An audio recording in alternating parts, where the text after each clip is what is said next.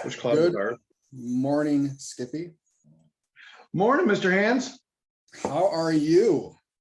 Oh, we had a pretty eventful weekend there, fella. Pretty eventful weekend. That makes two of us, but I want to hear all about Westland. Start at the beginning. Well, Wednesday, we made the trip down to J. Craig and Outlaw Smokers and picked up a new Outlaw, which is an offset stick burner. That's what all the cool kids are using now, I guess. We have not cooked in competition cooked in 11 months. And we decided to dust it off a little bit. We got there Thursday, lit the fire, seasoned her up. Friday was a one meat rib burn. 42 teams, was able to pull out a 5th place. Little trophy and $100, not bad. We got what do we got? I knew it was coming. I saw it out of the corner of my little Google Home screen, just rebooted. So I saw the little dots hop, and I was like, oh boy. I thought you had little buttons that you're making crowd noises with. Anyway. So Skippy, how much different is, since you brought it up kind of, that you hadn't cooked that competition in 11 months? How much different is it than your regular cooking? Oh, it's above and beyond. I mean,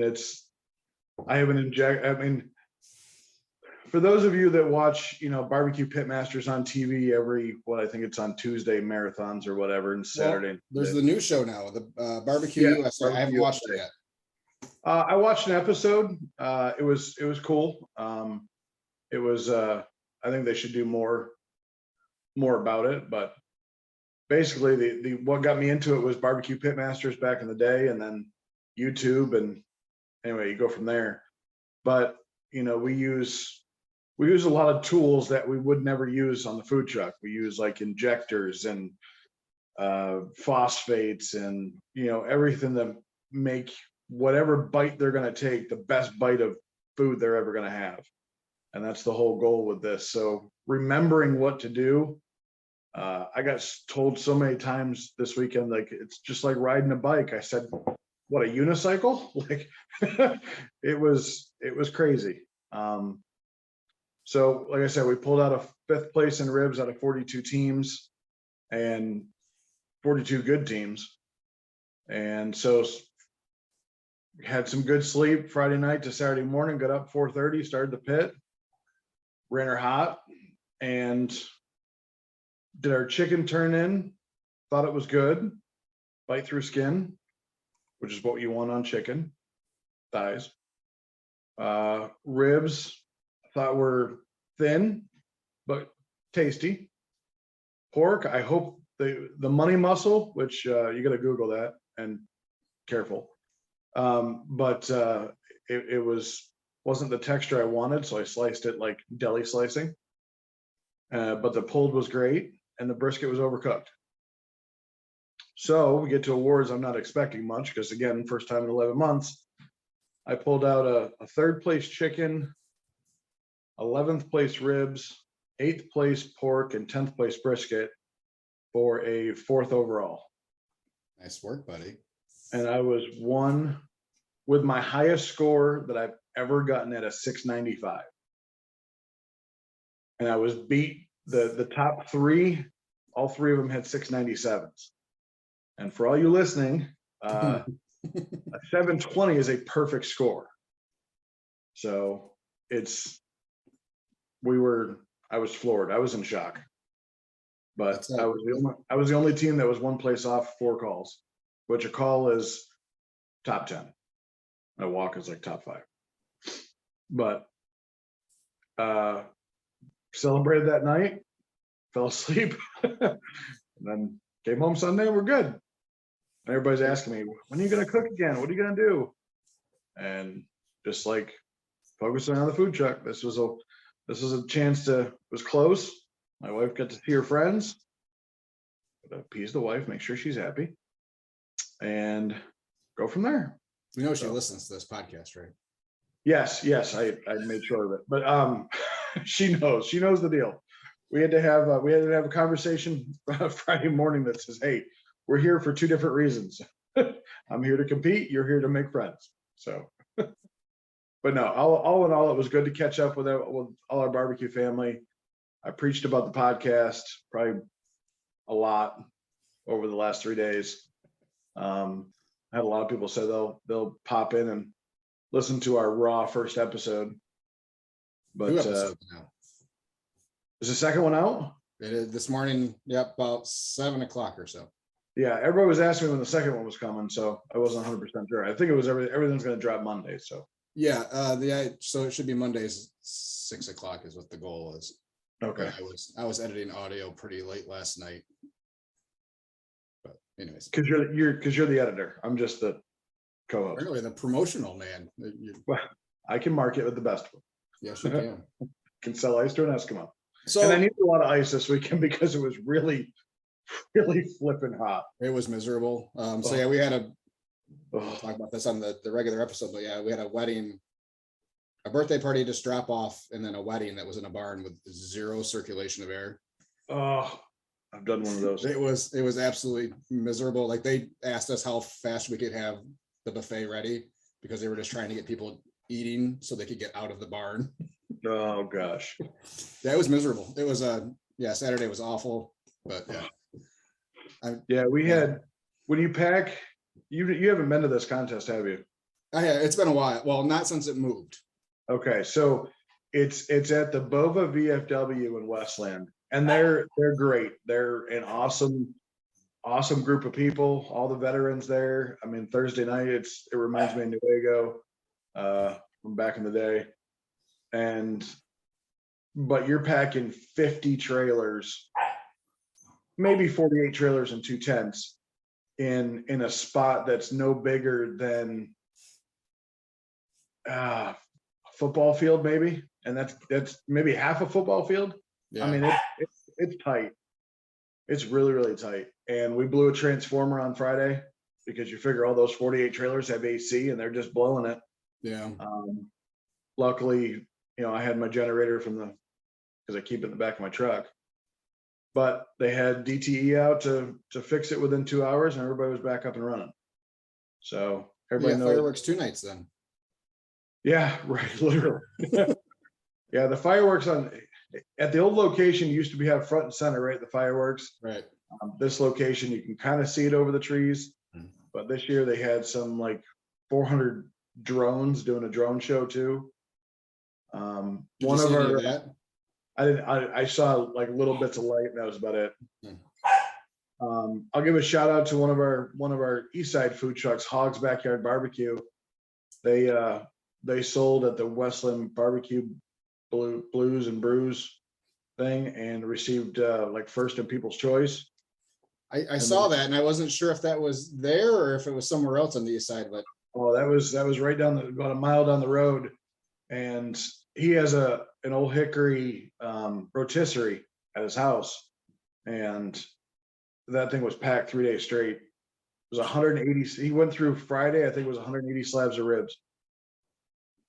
And if anybody's ever seen his food truck, it's no bigger than Josh's or mine. So it's congratulations to them if they hear this. That's amazing.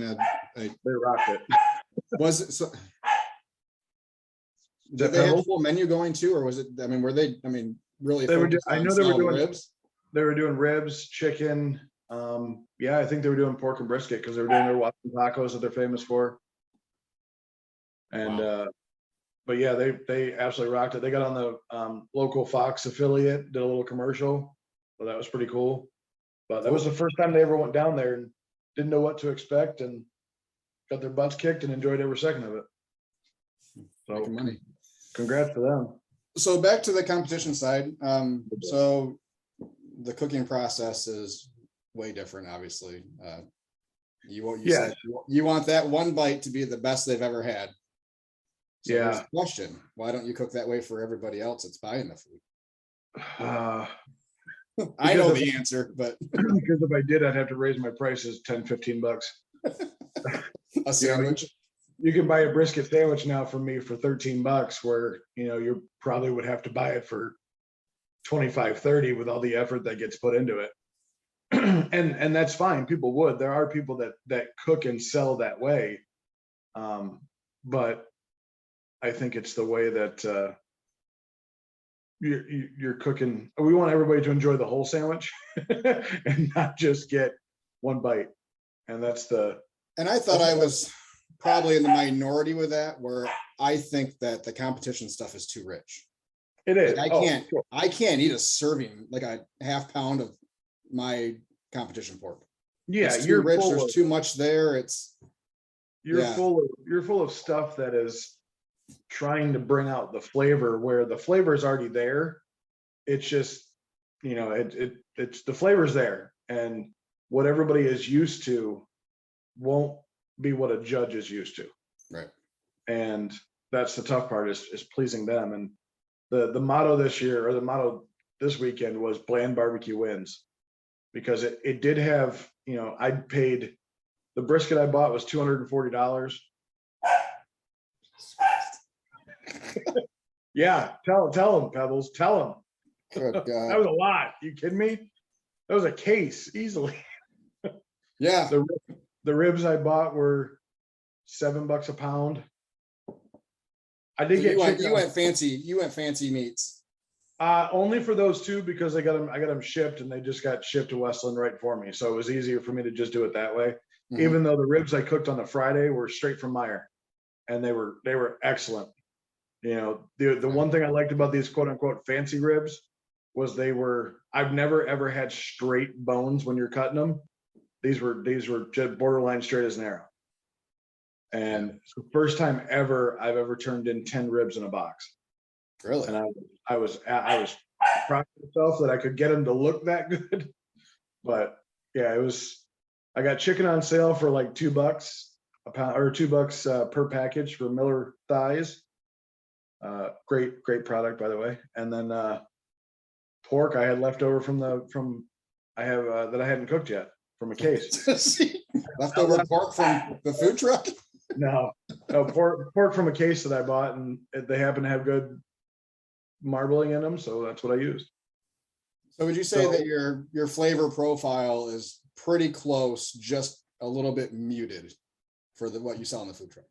Yes, I'm basic competition quality versus over the top. Yeah. Because again, over the top, the cost of what people would buy from me would be astronomical, and I would actually feel bad.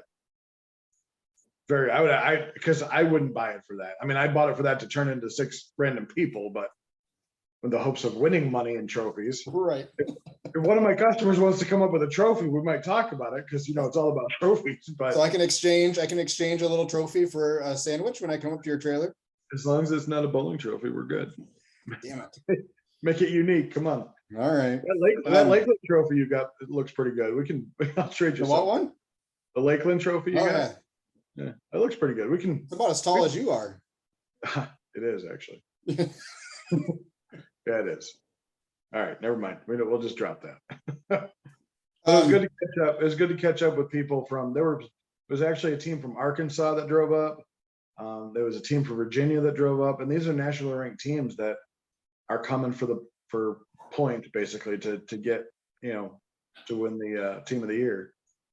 It was great to be next to another fellow podcaster, Luke Darnell with Old Virginia Smoke. What's his podcast? Do you know? What is the name of it? Yeah. Nope. I think it's just Old Virginia Smoke. Okay. Or OVS or something like that. Just trying to plug it for him, but yeah, we can edit that in. I'm not sure where you think my editing abilities are, but you can voice over easy. I can cut over stuff, piece of cake. Just take out one of Pebble's barks and put it on. Yeah, makes sense. Anyway, so at the end of the day, it was fun. It was good to get back in the swing of things. Will I do it again this year? Probably not. Will I do it again next year? Absolutely. And now it's just off back to the food truck life. Awesome, bud. Congratulations again on the fourth place. Not on the, you know what I meant. But yeah, nice job on the calls, and a 4-call day is always a good day. A 5-call day is better, but those don't happen too often. I lost the tiebreaker to get a 4 or 5 call day. Damn. I lost the tiebreaker, damn it. 4 call days are amazing days. So Yes. those are usually really good days. So yeah. Unless everybody else has 4 calls too, but The team that won had 2 calls. The barbecue bus. They have a couple of 180s or something. Nope, they had a 2nd and a 3rd, and like 13th and 14th. Jeez. It was high. It was really high scoring for this side or for Michigan contest. When we're expecting 670s and 680s for 4, 5, 6 teams to have us in the 690s, and nobody ran away with it. So I was already pooping my pants when they're going the overall, and I didn't get called for 5th because that's totally what I thought. Like I thought I bombed the ribs, right? And I got 4th, and then trying to figure out, and you're doing the math in your head on who's left. Yeah.